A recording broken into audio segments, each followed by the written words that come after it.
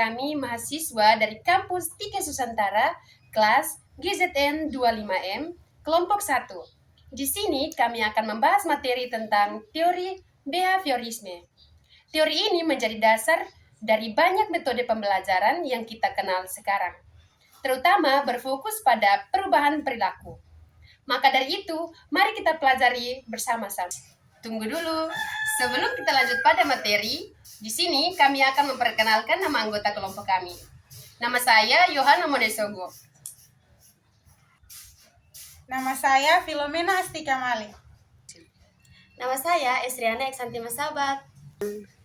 Nama saya Maria Amelia Usubun. Nama saya Antonia Chelsea Kobib.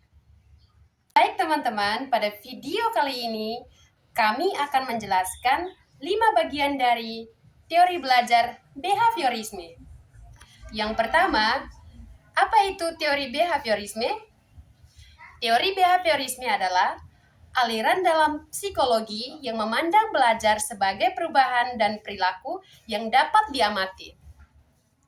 Perubahan perilaku ini terjadi akibat interaksi antara individu dengan lingkungannya, melalui hubungan stimulus atau rangsangan dan respon atau tanggapan. Intinya, belajar adalah hasil dari pembiasaan, penguatan, dan pengalaman. Yang kedua, tokoh-tokoh penting yang ada dalam teori behaviorisme. Ada 3 tokoh penting dalam teori behaviorisme. Tokoh yang pertama, John B. Watson. Tokoh penting yang dikenal sebagai Bapak Behaviorisme. Ia percaya bahwa perilaku bisa dipelajari dan dibentuk melalui pengaruh lingkungan. Tokoh yang kedua, Burrhus Frederick Skinner. Tokoh penting yang memperkenalkan konsep penguatan dan pengondisian operan. Ia menunjukkan bahwa perilaku bisa dibentuk secara bertahap melalui hadiah dan hukuman. Tokoh yang ketiga, Edward Lee Tordik. Tokoh yang mencetuskan law of effect atau hukum efek. Perilaku yang diikuti oleh konsekuensi menyenangkan akan cenderung diulang, sedangkan yang diikuti oleh konsekuensi yang tidak menyenangkan akan cenderung dihindari. Yang ketiga, prinsip-prinsip utama dalam behaviorisme. Di sini ada 4 prinsip utama dalam behaviorisme. Yang pertama, stimulus dan respon. Ini adalah inti penting dari behaviorisme, di mana stimulus adalah rangsangan dari lingkungan dan respon adalah reaksi individu terhadap stimulus tersebut. Contoh konkretnya, ketika dosen memberikan soal latihan, itu adalah stimulus.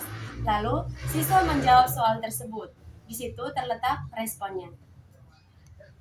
Prinsip yang kedua, penguatan. Penguatan adalah konsekuensi yang meningkatkan kemungkinan suatu perilaku akan diulang. Ada 2 jenis penguatan. Yang pertama, penguatan positif. Memberikan hadiah atau pujian setelah perilaku yang diinginkan muncul.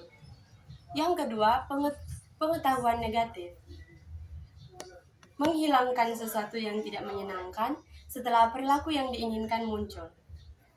Prinsip yang ketiga, hukuman atau punishment. Hukuman adalah konsekuensi yang menurunkan kemungkinan suatu perilaku akan diulang. Hukuman bisa berupa teguran, pengurangan nilai, atau konsekuensi lain yang tidak menyenangkan. Yang terakhir, pengondisian atau operan. Diperkenalkan oleh Skinner, yang dimana perilaku dibentuk melalui konsekuensi yang diberikan setelah perilaku tersebut muncul. 4. Penerapan behaviorisme dalam pendidikan, yaitu ada 3 bagian. Yang pertama, pembentukan kebiasaan belajar. Dosen bisa menggunakan penguatan positif untuk mendorong agar rajin belajar, seperti memberikan bintang pujian atau nilai tambahan. Yang kedua, manajemen kelas. Sistem reward dan punishment digunakan untuk disiplin menciptakan lingkungan belajar yang kondusif. Yang ketiga atau yang terakhir, media pembelajaran interaktif. Banyak aplikasi belajar yang menggunakan prinsip behaviorisme seperti memberikan skor atau level setelah siswa menyelesaikan tugas. Yang kelima, kelebihan dan kekurangan dari teori belajar behaviorisme. Kelebihannya, 1. Fokus pada perilaku yang dapat diamati dan diukur. 2. Membantu memahami bagaimana perilaku yang dipelajari. 3. dapat meningkatkan perilaku positif melalui penguatan. Kekurangannya: 1. Terlalu deterministik, mengabaikan peran, pikiran, dan perasaan. 2. Dapat mengabaikan aspek internal seperti motivasi dan kreativitas. 3. Penggunaan hukuman dapat berdampak negatif.